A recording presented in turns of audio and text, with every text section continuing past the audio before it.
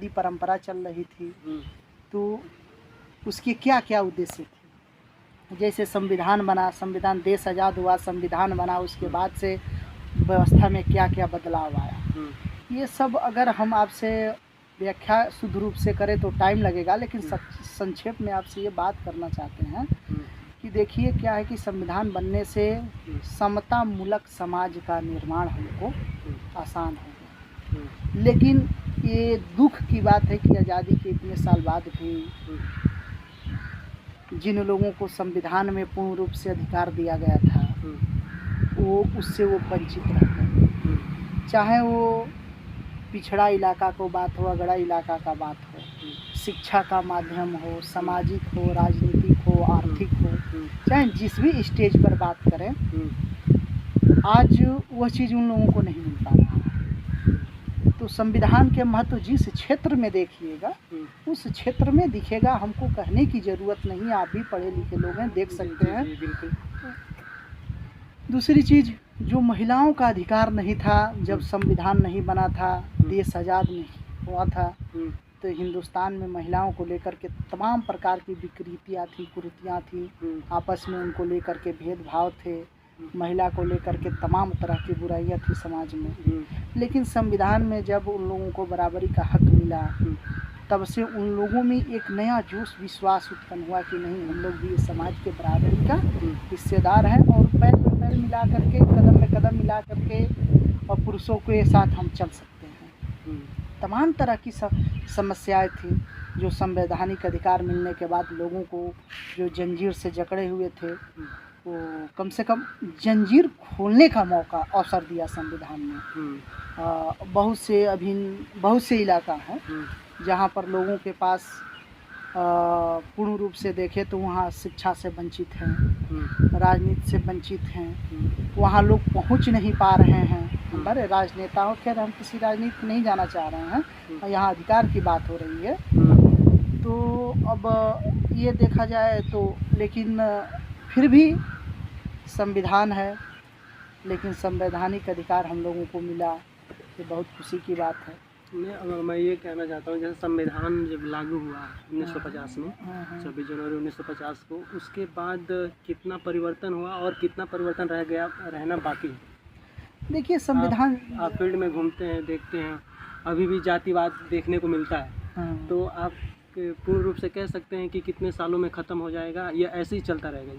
देखिए ये ख़त्म ना होना ये तो एक अलग बात हो गई। संवैधानिक अधिकार तो 1950 में हमको मिला, लेकिन पूर्ण रूप से अब थोड़ी सी एक बात हम आपको बता दे रहे हैं पहले, इसको तो शॉर्ट में आंसर दीजिए आप, बहुत क्वेश्चन बाकी रह जाए। हाँ, तो शॉर्ट में आंसर यही आपको दे कि देखिए क्या है कि बहुत से जो निचले तबके के लोग थे, जो अंतिम पत्ती में लोग खड़े थे, उन लोगों को हमको लगता है कि आज भी वो लोग वंचित हैं और उन लोगों को समाज के अगले कतार में ला करके खड़ा करने के लिए आज भी सरकार को मेहनत करने की ज़रूरत है और उन लोगों को समाज की मुख्य धारा से जोड़ने की ज़रूरत है।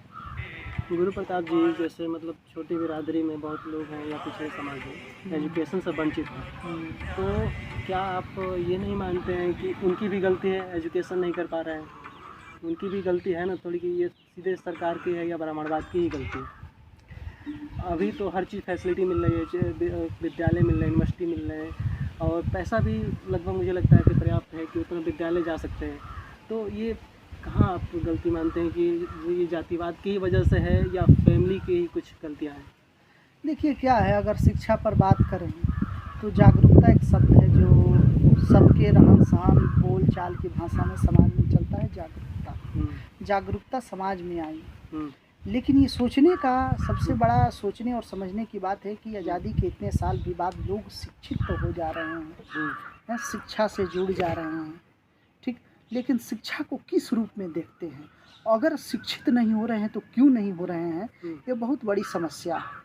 ये ऐसी समस्या रही तो लोकतंत्र का कोई मतलब नहीं रह जाएगा। हाँ, रह गई बात, आपने ब्राह्मणवाद की बात की, तो देखिए ब्राह्मणवाद, इसमें हमको नहीं लगता कि किसी प्रकार के जाति धर्म पंथ मजहब से कोई इसका पढ़ाई का संबंध है, क्योंकि जिस समय संविधान नहीं बना था, देश में वंचित लोगों को पढ़ने का अधिकार नहीं था, उस समय भी बाबा साहब आए थे इस धरती पर और पढ़ करके सबको दिखाया कि नहीं, अगर इंसान चाहे तो पढ़ करके कुछ भी बन सकता है।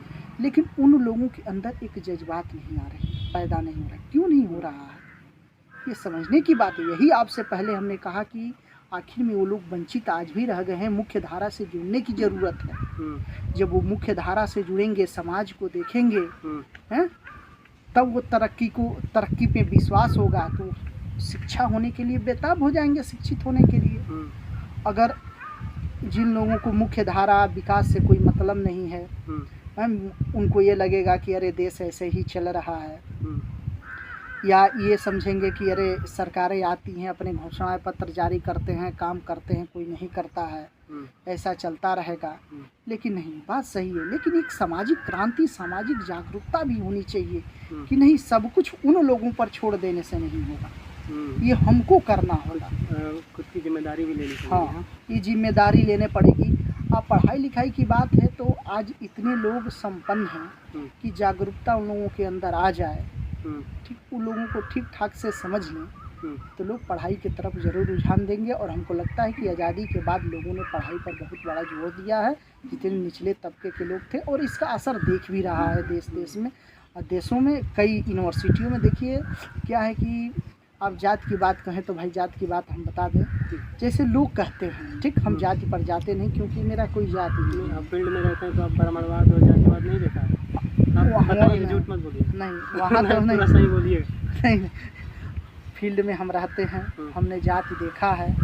लोग जाति के नाम पर सरकार बनते हैं, जाति के नाम पर के टिकट बांटे जाते हैं, जाति के नाम पर चुनाव होते हैं, यहाँ तक कि व्यक्तिगत रूप से बताइए, आप फील्ड में रहते हैं तो आपको हाँ, मतलब जाति का शिकार हम भी हुए हैं। आपसे कहने में कोई हमको गुरेज नहीं है, और एक जिम्मेदार नागरिक के नाते आपको कह दे रहे हैं कि जाति का शिकार हर व्यक्ति हुआ है। कारण है कि ऐसी परंपरा में हम लोग यहाँ परवरिश हुई, देश में ऐसी परंपरा एक चली, उस परंपरा के शिकार तो सब लोग हैं। लेकिन ये परंपरा को धूमिल हो रही है, कहीं ना कहीं देखिए धूमिल हो रही है। इसका कारण यही है कि लोग इससे ऊपर उठ करके पढ़ने लिखने में जागरूक हो रहे हैं। पढ़ाई लिखाई से नहीं है, जातिवाद के कहीं ऊंच नीच भेदभाव रह गया है जिनके पास, ठीक, आज उनके पास है, ये जिम्मेदारी से कह सकते हैं कि जातिवाद आज भी है। लेकिन जो समाज आज उसके विरुद्ध आवाज़ उठा रहा है, मात्र इस कारण से उठा रहा है कि वो शिक्षित हो रहा है। ये मत समझिए कि वो सरकार का विरोध, सरकार पहले भी थी, आज़ादी के पहले भी लोग हुआ करते थे, लेकिन कुछ लोग अंग्रेजों के विरोध कर पाते थे क्योंकि उन लोगों के जो नियम और सिद्धांत थे, नीतियाँ थी, उसका विरोध इसलिए नहीं कर पाते थे क्योंकि उसको जानते ही नहीं थे क्या होता है सही, क्या होता है गलत। लेकिन आज लोग इस बात को, अपने अधिकार को समझने लगे हैं, तब तमाम यूनिवर्सिटियां हैं। पिछले 2-3 सालों का अगर आप रिकॉर्ड निकालिएगा तो देखिएगा कि वहाँ तरह तरह की आवाज़ें उठती हैं। क्यों उठती हैं? कारण है कि वो लोग शिक्षित हो गए हैं। वो सरकार से, यूनिवर्सिटी से जो जहाँ ज़्यादती होती है, जहाँ उन लोगों को तरह तरह की बुराइयाँ दिखती हैं, उसके विरोध आवाज़ उठाते हैं। इसका मतलब कि वही निचले तबके के लोग हैं जो आवाज़ उठा रहे हैं आज। आपसे मैं अगर ये पूछूं कि आप अगर दो चीज़ें, संविधान है और धर्म है, तो सबसे पहले प्रोबेबिलिटी जो है, प्राथमिकता किसको देंगे? देखिए, हम धर्म की कभी प्राथमिकता नहीं दे सकते। 125 करोड़ देश में जिस देश में रहते हैं, उस देश में संविधान से देश चलता है, ठीक। संवैधानिक अधिकार हमको मिले हैं। यहाँ तक कि परंपराओं की बात करें, परंपरा पर इसलिए बार बार जा रहे हैं क्योंकि जब संविधान बार बार आता है तो परंपरा पर जाना पड़ता है। ये अपना पुरानी परंपरा, जब देश आज़ाद नहीं हुआ तो उसके पहले की परंपरा आप देख सकते हैं। अच्छा, इसका मतलब आप धर्म को नहीं मानते? हम धर्म को नहीं मानते हैं, धर्म की कोई प्राथमिकता नहीं है। तो बुद्ध को मानते हैं कि नहीं? देखिए, बुद्ध धर्म की बात नहीं करते, धम्म की बात करते हैं, धम्म चक्र की बात करते हैं, ठीक। तो रिलीजन तो कहा जाता है ना, बुद्ध धर्म है, जो बुद्धिस्ट होते हैं। देखिए, बुद्ध मैंने बुद्धि का धर्म, बुद्ध मैंने बुद्धि का धर्म है। फॉलो करते हैं कि नहीं उनको, बुद्ध को? अवश्य, उनके अनुयायी हैं, सच्चे अनुयायी हैं। क्योंकि दुनिया में अगर कहीं भारत का स्थान है तो वो बुद्ध के कारण है। और धर्म का अगर कहीं स्थान, अगर फाउंडेशन देखा जाए भारत में, तो बुद्ध के कारण हुआ। ऐसे भी देख सकते हैं, हमारे देश के यशस्वी प्रधानमंत्री जब पूरी दुनिया के भ्रमण करते हैं तो आदरणीय मोदी जी खुद मंचों से कहते हैं कि हम शांति के देश से आए हैं, हम बुद्ध के देश से आए हैं, हमारे देश के यशस्वी प्रधानमंत्री हैं। उनको देख करके हमको यही लगता है कि उनको देख करके, चाहे उनके हम सीखते रहते हैं उनके शब्दों से, यही लगता है कि ये देश बुद्ध का देश है, शांति का देश है, समन्वय का देश है, समतामूलक समाज यहाँ बनेगा। तो कहने का ये तात्पर्य हमारा ये है कि भाई बुद्ध को मानने वाले बहुत लोग हैं। जब देश के प्रधानमंत्री मानते हैं, उनके विचारों से सहमत है, तो हम भी सहमत हैं, और ना भी सहमत होते तो हम सहमत हैं, क्योंकि भाई बुद्ध विज्ञान के धर्म पर जाते हैं। उन्होंने आधुनिकता को प्रायोरिटी दी। और ख़ास तौर पर देखिए, चाइना में बौद्धिस्ट कंट्री वो नहीं, एक कम्युनिस्टों का देश है, वहाँ पर सारे धर्मों का विरोध होता है, लेकिन बुद्ध का विरोध कोई नहीं कर सकता। चाइना हुआ, जापान हुआ, श्रीलंका हुआ, तमाम देश हैं, आप खुद जानते हैं। इसलिए एशिया पूरा प्रभावित है बुद्ध से। एशिया ही नहीं, जो भी बुद्ध को आधुनिक तरीके से समझने की कोशिश की, वो लोग बुद्ध को मानते हैं। आज जो रूढ़िवादी परंपरा में घिसटे हुए हैं, दबे हुए हैं, वो लोग बुद्ध को नहीं समझ सकते हैं, क्योंकि बुद्ध एक प्रकाश है। बुद्ध को वही लोग समझ पाए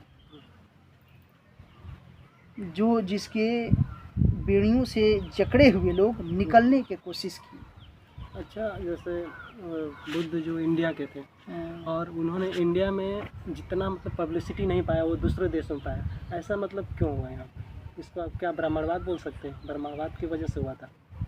हाँ, ब्राह्मणवाद नहीं, ये परंपरा की बात करें, यहाँ की रूढ़िवादी व्यवस्था के कारण हुआ था कि बुद्ध को यहाँ से उठ करके चाइना जाना पड़ा। चाइना से, क्योंकि वहाँ के लोग थे कुछ वैसे मुट्ठी भर लगते, कंसेप्ट है वो फॉलो करके बहुत आगे बढ़ गए, उनकी टेक्नोलॉजी आगे बढ़ गई। लेकिन इंडिया में मतलब अभी भी जितना होना चाहिए उतना नहीं हुआ, बहुत गिने चुने लोग आगे बढ़ पाए। इसका वजह आप मतलब परंपरावाद बोलते हैं, रूढ़िवाद बोलते हैं। हाँ, ब्राह्मणवाद नहीं कहेंगे आप? नहीं, इसको नहीं, हम खुल करके एकदम खुल करके ये बात कह रहे हैं कि भाई आप एक बात बताइए, हम अकेले एक ब्राह्मण को टारगेट क्यों करें? आप स्वयं देख लीजिए, ब्राह्मणों के अंतर है ना। हाँ, ब्राह्मणवाद की जो व्यवस्था, जो वर्ण व्यवस्था के शिकार लोग थे, ठीक, वर्ण व्यवस्था के शिकार आज भी लोग हैं, उस समय भी थे। देखिए, आप एक बात बता दें, फालिसी के युद्ध को जब हम छोटे थे तो पढ़ते थे कि तो कहते थे यार मुट्ठी भर अंग्रेज थे, इतने करोड़ों लाखों लोग थे, तब भी देश हार गया। जिस समय देश का होने ना होने का, भाग्य का फैसला होने जा रहा था, देश की आज़ादी रहेगी या देश की आज़ादी जाएगी, लोग सुख चैन की नींद सोएंगे देश में, या किसी और के हाथ में सुख चैन चला जाएगा। उस समय ये वर्ण व्यवस्था का कारण ही सिर्फ क्षत्रिय युद्ध कर सकता है, बाकी कोई युद्ध ना करेगा। मुट्ठी भर क्षत्रिय क्या करें? हाथ पर हाथ रख करके यही वर्ण व्यवस्था के लोग जिनको युद्ध से वंचित कर दिया गया था, वो लोग खड़े थे। आज जो युद्ध में सम्मिलित हो गए वो मुट्ठी भर लोग थे, और अंग्रेज़ों ने देश को हरा दिया और देश गुलाम रहा उनके। ये वर्ण व्यवस्था के कारण। देखिए, ये हम जो संक्षेप में बता रहे हैं, इसको जब आप समझिएगा तो ये बहुत बड़ी बात हम कह रहे हैं कि जी देश में जीने और मरने का फैसला हो रहा है, होने ना होने का फैसला हो रहा है। उस देश वर्ण व्यवस्था के कारण गुलाम हो गया। कौन कौन सी यातनाएं नहीं देश झेला अंग्रेजों का। क्यों? उस समय शायद वर्ण व्यवस्था के दायरे में आने वाले लोग, क्षत्रियों के बाद जो और लोगों के हाथ में शायद तलवार दे दी गई होती तो देश लड़ता और देश आगे चला जाता। अभी ये देश में 1947 के बाद आज़ाद हुआ, संविधान लागू हुआ, इतना परिवर्तन हुआ, तो धीरे धीरे चीज़ें ये मान सकते हैं कि पूरा परिवर्तन हो जाएगा, क्या हो जाएगा, क्या सकते हैं? देखिए क्या है, धीरे धीरे परिवर्तन हो जाएगा, फिर संविधान का महत्व क्या रह जाएगा कि लोग स्वयं को अपना बदलाव करने लगे। सरकार क्या क्या महत्व रह जाएगा कि लोग खुद बदलाव लाने लगे। सरकार इसीलिए है कि लोगों को, जहाँ के लोग अशिक्षित हैं, वंचित हैं, तमाम तरह के संविधान में संवैधानिक ऐसी प्रक्रियाएं हैं, वहाँ पर जागरूकता ला करके अलग से योजनाएं बना करके लोगों को मुख्य धारा से जोड़ा जाए। तो भाई सरकार का इसमें अहम प्रयास होना चाहिए। ये नहीं कि अगर जनता के ऊपर छोड़ दिए, ये तो उसी समय के बात हो गया कि जब भारत में लोकतंत्र स्थापित हो रहा है तब पूरे दुनिया के लोगों ने यही कहा कि भाई जहाँ इतने परसेंट निरक्षर करीब आधे से अधिक आबादी, जहाँ के करीब 70-80% समझिए आबादी निरक्षर है, वहाँ लिखित संविधान कैसे चल सकता है? हैं? वो तो आज भी तब ये माना जाएगा कि आज भी वही है, लेकिन ऐसा नहीं, सरकार को हम भूमिका निभाना पड़ेगा। 20 मिनट। बहुत सभी प्रश्नों का आपने बहुत खूबसूरत जवाब दिया। और ये बताइए कि आपका आइडियल नेता कौन है? देखिए, हमारे आइडियल नेता बाबा साहब है, मानवर साहब, कांसी राम है। और लेफ्ट और राइट में आप किस में बिलोंग करते हैं, लेफ्ट में या राइट में? देखिए, लेफ्ट राइट से हमको नहीं कोई मतलब है। नहीं, भारत में बड़ा चलता है लेफ्ट विंग, राइट विंग, तो आप किस में आप अपने आप को पाते हैं? देखिए, वही तो कह रहे हैं, जो बाबा साहब को समझे, कांसी राम को समझे, समझने की ज़रूरत है। जब हम स्वतंत्र हैं तो हमारी विचारधारा भी स्वतंत्र होनी चाहिए। अगर लेफ्ट में बैठे हुए लोग कल तक आपको लेकर के फिर उसी रास्ते पर चलने पड़े तो हम अंधे थोड़ी है कि आँख मूंद के उनके पीछे हम चल दें। राइट में बैठे हुए लोग अगर गलत करने लगे तो ये थोड़ी है कि आप गलत करो, हम तुम्हारे साथ हैं। ऐसा नहीं है, ये विचारधारा है। विचारधारा के जो लोग जो विचारधारा के संरक्षण दे करके लोगों को आगे बढ़ाएंगे, ठीक, तो दबे कुचले लोगों को साथ लेकर के चलेंगे, जैसे बाबा साहब, मानवर साहब ने किया। देखिए, आपसे बता दें, मानवर साहब के हम हिमायती है, लेकिन कोई ज़रूरी नहीं है कि बहुजन समाज पार्टी मायावती का हम समर्थक हैं। ठीक, ये नहीं है, आपको हम पहले बताते हैं, हम बाबा साहब के समर्थक हैं। आपको हम पहले बता दिए, हम बुद्ध का समर्थक हैं। ठीक, तो इसका मतलब ये नहीं कि हम वो लोग आज मायावती गलत कर रही हैं तो उनके साथ हम जा कर के जुड़ जाए। नहीं, आँख बंद है मेरा, चलो जिंदाबाद मुर्दाबाद के नारे में। स्वतंत्र नागरिक है, सबको आज़ादी है। हमको भी जो अधिकार बना है, अपने अधिकार के क्राइटेरिया में रह करके अपने देखते हुए हमको भी अपने फैसला लेने का हक है। 2024 में जो लोकसभा का चुनाव होने वाला है, उसमें राहुल गांधी प्रधानमंत्री बन पाएंगे? आप अपने अनुभव से बताइए। देखिए, क्या है, ये आंकड़ा लगाना, ये बात जब हम कहेंगे तो इसके लिए एक लंबा टाइम हमको निकालना पड़ेगा। तो छोटे में बोलिए। देखिए, संक्षेप में देखिए क्या होता है, हर बातें संक्षेप में नहीं हो सकती। अगर हम आपसे कहें कि अपनी ज़िंदगी की पूरी कहानी लिखिए पिछले 24 सालों का, जो हमारी 29-30 साल की उम्र है, तो हम एक लाइन में नहीं लिख सकते। सब कुछ एक शब्द में, एक लाइन में, ठीक है, वो नहीं हो सकता। उसके लिए समय, प्रधानमंत्री बनेंगे नहीं बनेंगे, मोदी जी बनेंगे, हमको नहीं पता, क्योंकि हम अकेले अपने। राहुल गांधी नेता कैसे लगते हैं अगर मोदी से कंपैरिजन कर दिया जाए? राहुल गांधी बढ़िया हैं या मोदी बढ़िया है? देखिए, क्या है कि हमारे लिए राहुल गांधी भी जितना महत्व है, जितना मोदी जी का महत्व है, उतना राहुल गांधी जी का भी महत्व है। क्योंकि ये लोकतंत्र है, लोकतंत्र में पक्ष और विपक्ष दोनों को मजबूत होना चाहिए। ये नहीं कि पक्ष के लोग इतने मजबूत हो जाए और अपने सत्ता के अहंकार में मदान्ध हो जाए कि उल्टे सीधे काम करने लगे। विपक्ष इतना कमज़ोर हो जाए कि लोग अगर वो गलत काम करे तो विपक्ष उसका प्रतिकार ना कर सके। इसलिए लोकतंत्र में रहना है तो भाई दोनों लोगों की मजबूती होनी ज़रूरी है, पक्ष और विपक्ष की। इसलिए राहुल गांधी का महत्व अपने जगह पर है और मोदी जी का महत्व अपने जगह पर है। मेरा आखिरी क्वेश्चन है, मैं पूछूंगा, एक युवा लीडर थे भगत सिंह के बारे में बताइए। उनका विचारधारा इस डेमोक्रेटिक कंट्री में कितना इम्पोर्टेंट है? देखिए, भगत सिंह तो अपने आप में प्रकाश थे, अब युवाओं के प्रेरणा स्रोत थे और वो इंसान देश को कुछ देना चाहते थे। ये दुर्भाग्य है कि भारत के कुछ राजनेता हों या अंग्रेज़ों ने उनको फांसी पर लटका दिया, कुछ डर से कहीं लटका दिया, समय से पहले, जिस दिन फांसी देनी थी उससे पहले ही लटका दिया। कुछ उस चिंगारी तो थी उनमें, कुछ ऐसा विचार तो था जिससे अंग्रेज सरकार हिल गई थी, कुछ तो था उनमें। इसलिए भाई हम आपसे यही कहना चाहेंगे कि वैसी महान आत्मा इस धरती पर बार बार नहीं आती है। लेकिन हाँ, वर्तमान समय भी देश को भगत सिंह की ज़रूरत है। अगर अब तो मान लीजिए कि भाई लोकतंत्र है, लेकिन भगत सिंह की विचारधारा कुछ और थी। जिस समाज की हम बात करते हैं, जिस समाज के बाबा साहब बात करते थे, जिस समाज के करीब पिछड़े लोग, दलित, शोषित, वंचित लोग बात करते हैं, उनके विचारधारा में सब समावेशित हो जाते हैं। इसलिए उनकी विचारधारा। बहुत बहुत धन्यवाद सर, आपसे बात करके अच्छा लगा। आपने सामाजिक लोकतंत्र के बारे में बताया कैसा क्या है। बहुत बहुत थैंक यू आपका।